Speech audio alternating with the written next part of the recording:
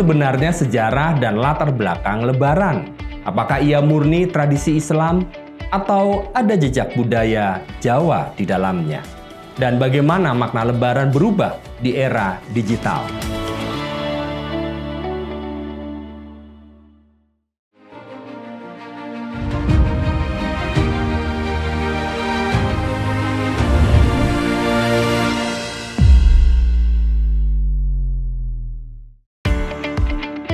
Berjumpa kembali dalam channel Ikatan Kristen Nusantara.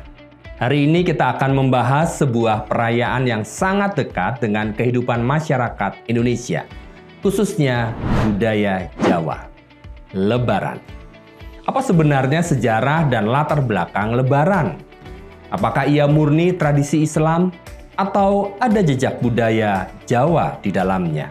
Dan bagaimana makna Lebaran berubah di era digital? Mari kita telusuri bersama.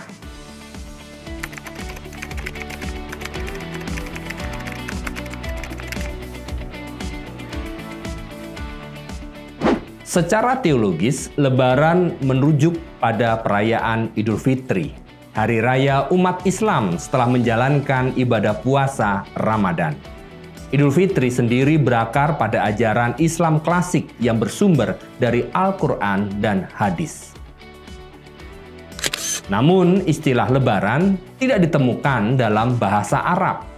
Kata ini tumbuh dalam konteks lokal Nusantara, khususnya Jawa. Sejarawan Indonesia seperti Denis Lombard dalam Nusa Jawa, Silang Budaya menjelaskan bahwa Islam di Jawa berkembang melalui proses akulturasi budaya, bukan penghapusan tradisi lama. Dalam proses ini, ajaran Islam bertemu dengan kosmologi Jawa yang telah dipengaruhi Hindu-Buddha dan tradisi lokal. Arkeolog dan sejarawan Islam Nusantara seperti Agus Sunyoto menegaskan bahwa para wali songo tidak memaksakan simbol-simbol Arab, tetapi mengislamkan budaya lokal. Maka perayaan Idul Fitri pun bertransformasi menjadi Lebaran dalam makna sosial budaya Jawa.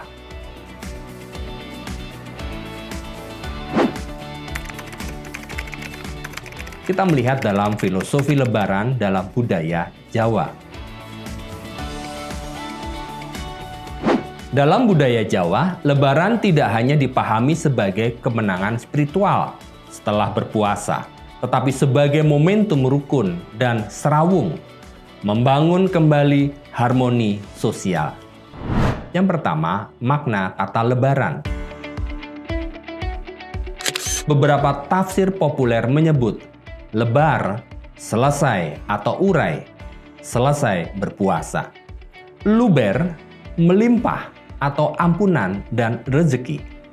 Lebur, melebur dosa dan kesalahan. Laburan, membersihkan diri. Secara filologis memang ada perdebatan, tetapi secara kultural makna-makna ini hidup dalam kesadaran masyarakat Jawa. Antropolog seperti Clifford Geertz dalam The Religion of Java mengamati bahwa masyarakat Jawa menggabungkan unsur syariat Islam dengan etika sosial lokal. Lebaran menjadi titik temu antara agama dan struktur sosial.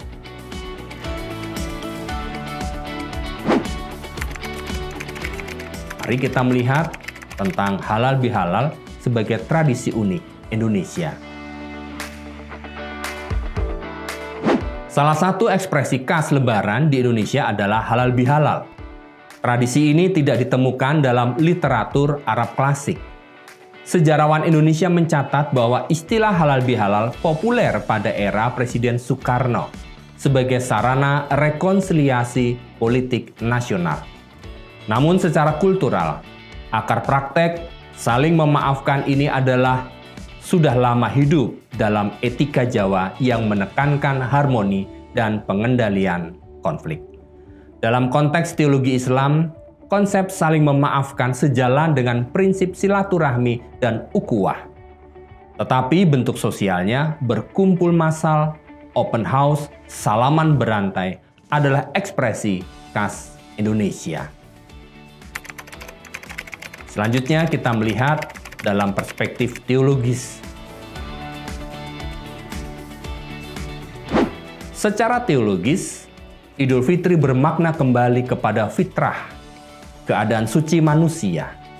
Pemikiran Islam kontemporer Indonesia seperti Nurcholish Madjid menafsirkan Idul Fitri sebagai momentum pembaruan moral. Baginya fitrah bukan sekedar kondisi ritual, tetapi kesadaran etis. Dalam perspektif teologi sosial, Lebaran mengandung beberapa dimensi. Rekonsiliasi vertikal dengan Tuhan, rekonsiliasi horizontal dengan sesama. Nilai ini sejalan dengan prinsip etika universal dalam berbagai agama. Mari kita lihat dalam perspektif sejarah sosial dan arkeologi. Arkeologi Islam Nusantara menunjukkan bahwa proses Islamisasi Jawa bersifat gradual. Makam-makam kuno seperti di Gresik dan Demak menunjukkan sintesis simbolik antara arsitektur lokal dan Islam. Sejarawan seperti Anthony Reid menjelaskan bahwa Asia Tenggara mengalami revolusi religius antara abad ke-15 dan 17 di mana Islam menyatu dengan adat setempat. Dalam konteks itu, Lebaran menjadi contoh konkret akulturasi syariat Islam bertemu dengan budaya Jawa.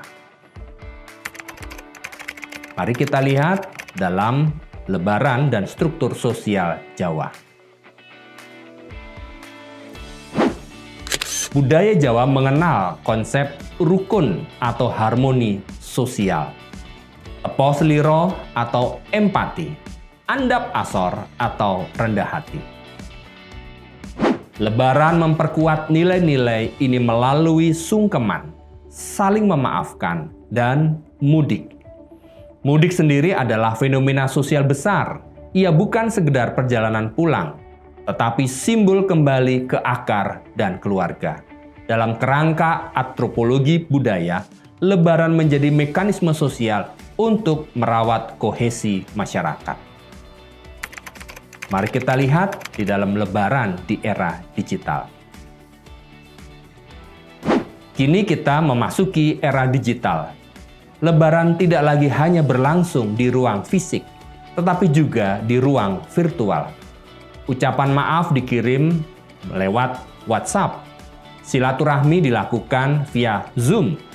THR dikirim lewat transfer digital.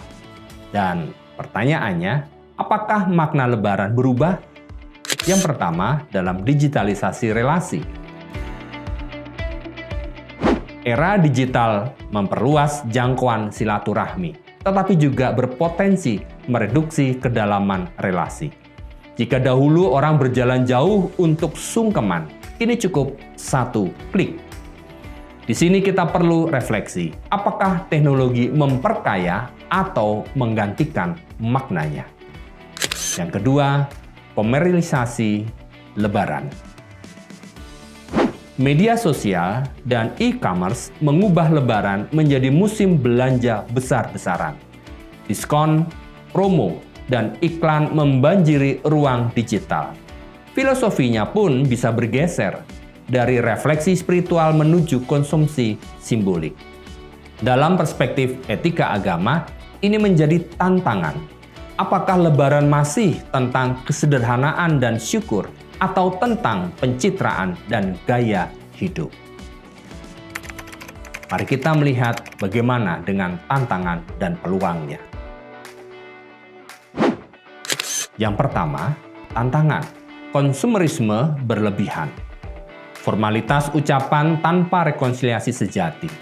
Polarisasi sosial di media digital. Bagaimana dengan peluangnya? Silaturahmi lintas iman, edukasi nilai toleransi, dan digitalisasi zakat dan sedekah.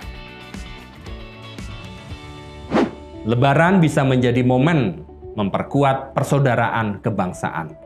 Indonesia yang majemuk membutuhkan ruang-ruang rekonsiliasi.